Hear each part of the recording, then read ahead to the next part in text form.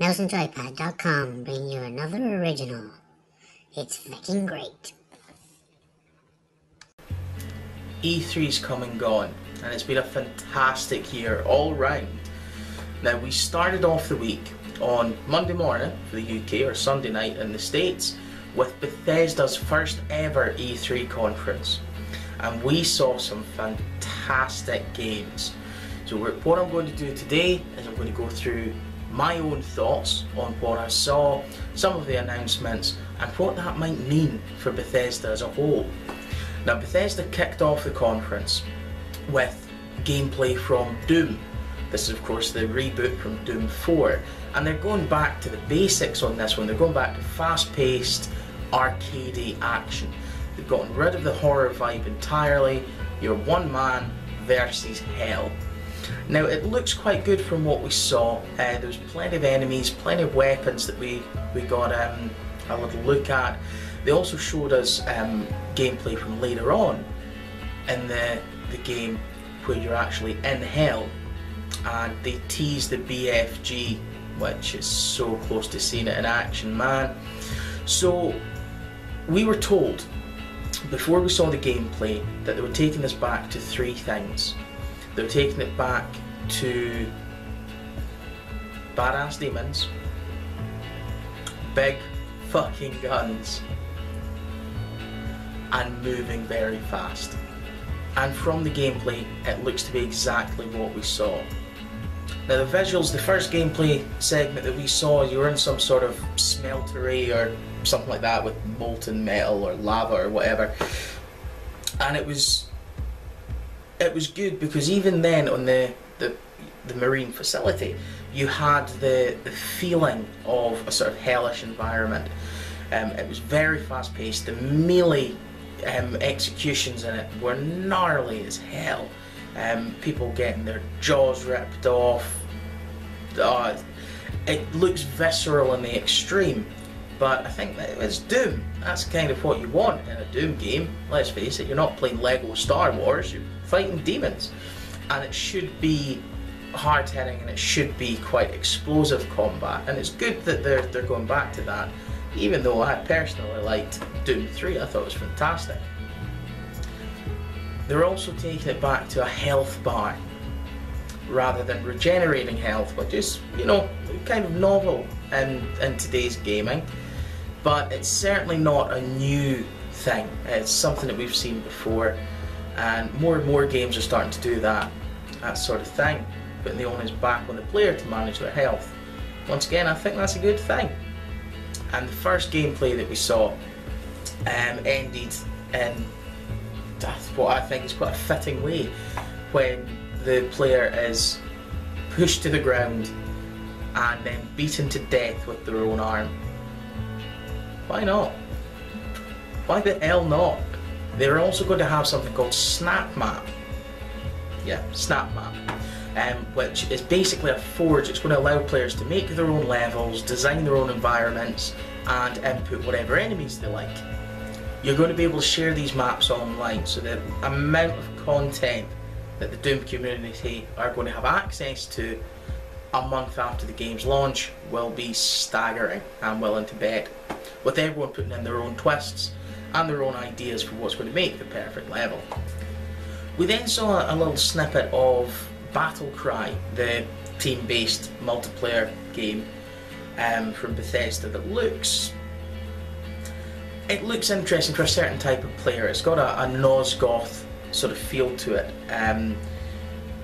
Personally, I'm not really into that uber competitive gaming, but for players that are into that sort of thing, it looks like it's shaping up quite nicely. We saw a new faction, we saw some of the unit types that you're going to be able to play as, and it looks like it could be a lot of fun, once again, if you're into that sort of thing.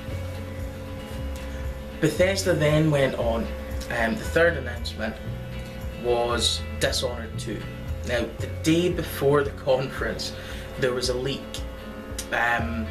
where the two producers, two people involved in the game, were talking over Twitch. They didn't realise the mics were still on, and then everyone knew about Dishonored 2. We didn't see any gameplay. It was a cinematic trailer, it looks quite good. The cinematic trailer that we saw was very impressive, but it was a cinematic trailer. You've always got to take these things with a pinch of salt, and I like to withhold my judgment, withhold any reservations that I have until I actually see some gameplay, because that's when you're going to know what the game's actually like and what it's like to play. Personally, I wasn't really a huge fan of Dishonored, but I recognise that it's got a huge following, and with an addition of a second playable character in Dishonored 2, who has different traits, different character abilities and things like that, it looks like it might be an evolution rather than a revolution in the franchise. But hey, if you're into that sort of thing, if you like assassinating people, and yeah, why not? Just crack on. On the back of this, Bethesda have announced that they're going to launch the definitive edition for Dishonored 2, which is going to be released on next gen, or current gen consoles now I should say, and they're going to include all of the DLC and some upgraded visuals. We don't know exactly how that's going to turn out yet, and that's going to be available later this year. We were told the fall, so if you're a Dishonored fan, there's quite a lot coming. It makes sense for Bethesda to launch the definitive edition prior to the launch of Dishonored 2, because you want to get people pumped for the game's release. Although I'm getting a bit tired of definitive editions, if I'm being perfectly honest with you. I think there's too many of them coming out. Yeah, just too many of them coming out. I think if a game's only been out a year or two, we don't need it. We don't need it again, I think that's fair to say. Just my opinion. I might be in the minority, so tweet, tell us, mention in the comments, do you like definitive editions or do you hate them? Or could you not care less? Bethesda also mentioned a card game that they're making for Elder Scrolls called Elder Scrolls Legends. It's going to factor in all of the lore from the Elder Scrolls franchise, and it's got the Hearthstone kind of gameplay. It's a card game, can't go wrong with a card game. As long as there's no pay barriers, I suppose that's the main thing. And then the big thing, the thing that everyone wanted to know was Fallout 4. Of course, we had the reveal trailer a couple of weeks ago, and Bethesda kept this till the very, very end. And I'm glad that they did, because I probably would have tuned out if they mentioned this any earlier. It looks great. I mean, it looks fantastic. The character creation that you're going to have, it looks simple. One of the things that often confuses me about RPGs is the level of detail in the character creation. And I'm always concerned that, taking the aesthetics out of it, I'm always concerned that if I pick a certain trait or a certain perk, that it's going to be the wrong one. And then 15 hours into the game, I realise I've made a massive mistake and I have to start over again. It looks like that's not going to be the case here, which is good. I mean, the physical character creation looks really easy, really simple to get to grips with. They're doing it all as a sort of one button press sculpting mode rather than the sliders and numerics that we've had before. You can also pick your gender. You can be a man or a woman in this, and you can play as either, I believe it's a husband or wife. And what the developers have done is they've actually created a function that the husband and wife have a child, and the way that child looks is going to be dependent on how you've made the characters look. I think that's quite nice. It's a very impressive level of detail as far as I'm concerned. The gameplay itself looks to be very Fallout, and there's nothing wrong with that. It's the best looking Fallout from what we've seen so far.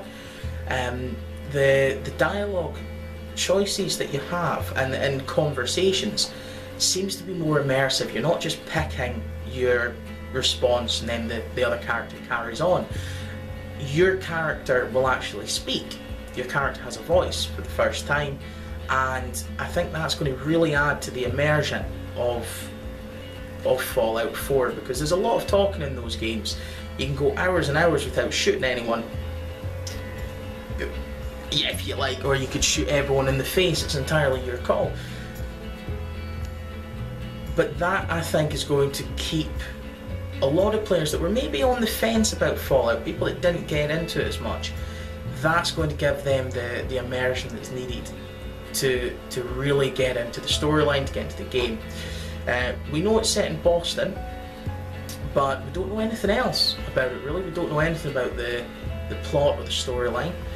We do know that your character was alive before the missiles fell, and for some reason you've, I assume, been asleep or in cryostasis or something for about 200 years, and you come to and it's all gone to hell.